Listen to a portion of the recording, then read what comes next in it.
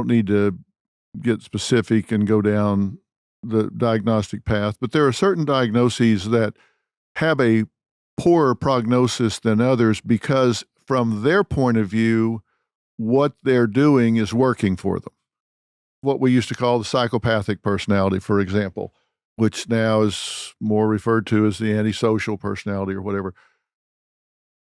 They might have a poorer prognosis in therapy than certain other diagnostic categories because, in their assessment, in their ability to read the room, like, I don't see the problem.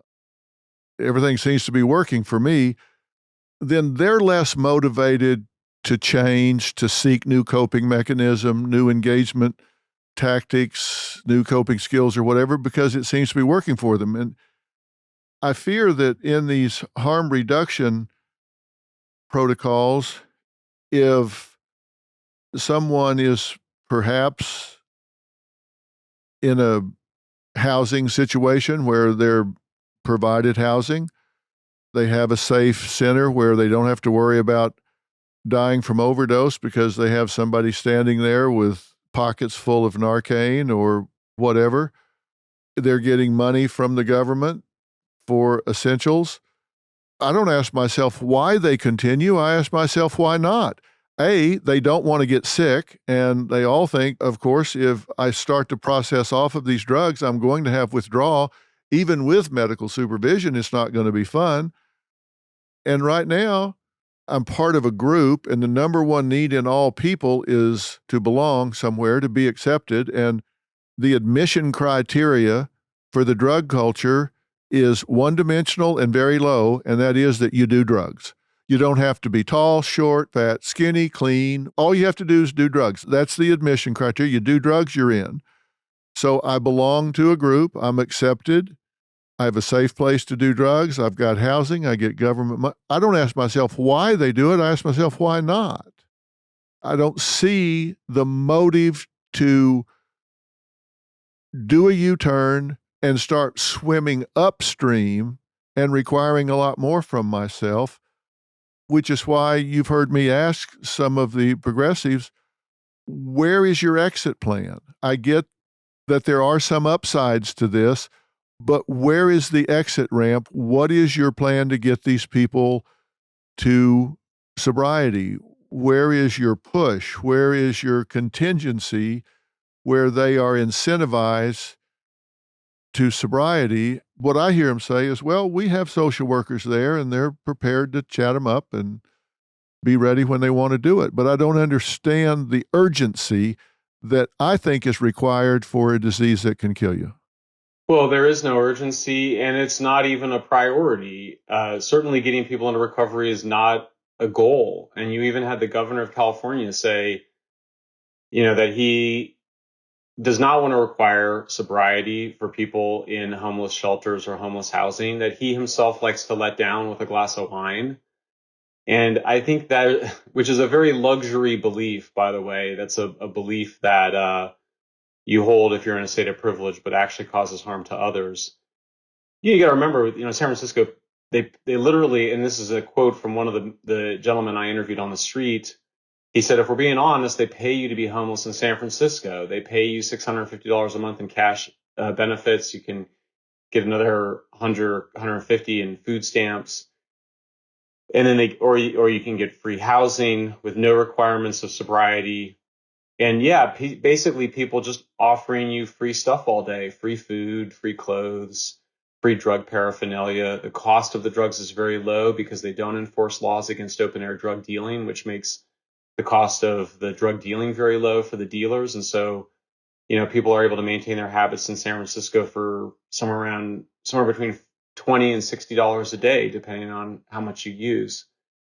So you're absolutely right. It's not the priority. I think there is a darker motivation here. And I'm not saying it's the primary one, but it's definitely a motivation, which is that the people who are advocating for the status quo are people who want to build a lot more housing and are basically using the large population and growing population of homeless people to make the case for more housing. Now, I happen to support the need for more housing. I think that millennials, as they're making families, that we do need more abundant housing in California. But I don't think it's right to suggest that the people that are living on the street are there, oh, just because their wages didn't keep up with rents. Millions of people leave California every year, or over the several decades, millions of people leave for cheaper states to live in. If people lose their jobs and they don't have an underlying drug problem or mental illness, they don't get to go live on the sidewalks. It's way too dangerous and scary. People end up there. And, as you mentioned, there's so many reasons for people not to quit. One of which is that you're usually completely alienated from friends and family, many of whom you've lied, stolen, or cheated from. You've probably done some pretty terrible things to support your habit. The vast majority of women that I've interviewed have been sexually assaulted in part because they're engaged in sex work. The men are engaged in theft.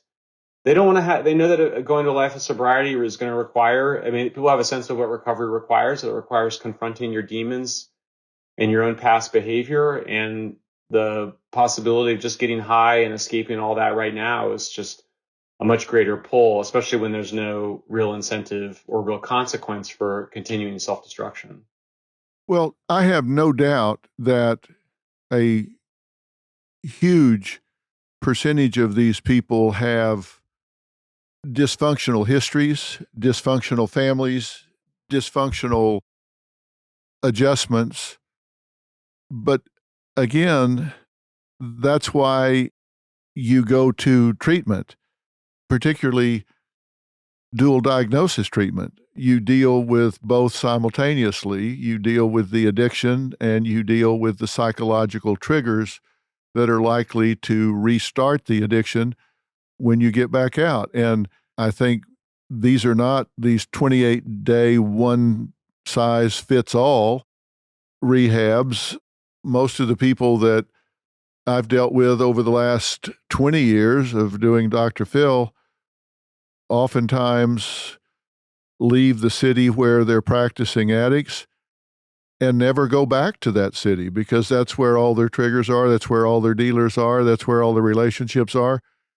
They're often in treatment for 120 days or 180 days. Then they go to sober living for 6 or 8 months, and then a halfway house where they're working full time but living in a supportive environment. And it may be a year, 2 years before they're fully rehabilitated, but along the way they're working and contributing and gaining traction, but they're off the street, they're making money, they're paying their way, and that starts almost immediately. So it just seems to me that nothing short of urgently pursuing that is going to change the course of events.